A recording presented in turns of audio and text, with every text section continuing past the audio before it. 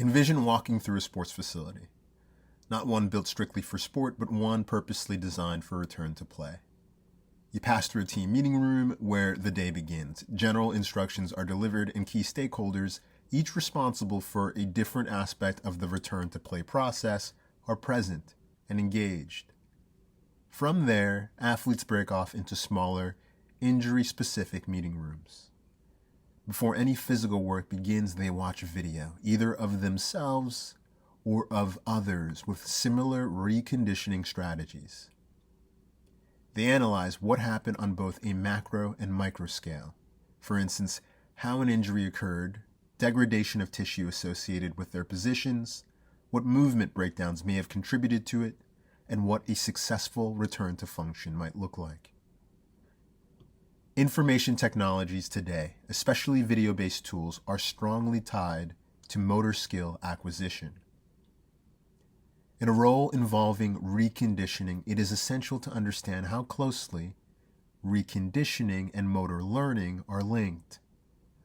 What I want to highlight is that even something as subtle as capturing and presenting video before and after a session can significantly influence an athlete's understanding of performance, not just in terms of improvement, but in terms of efficiency.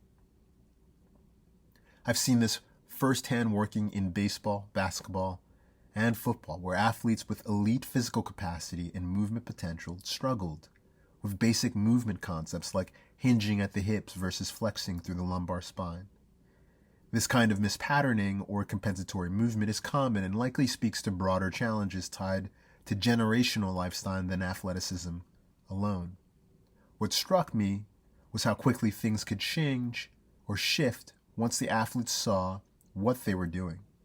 A simple iPhone video, a quick replay, was often enough to show the difference between their perception and reality. That visual feedback was often the turning point. It was about awareness, and more specifically, an external perspective that gave way to providing important external cues.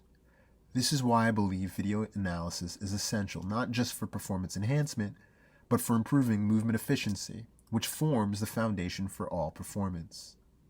And yet I wonder how many training environments consistently leveraged this tool throughout the return to play process, informally or formally.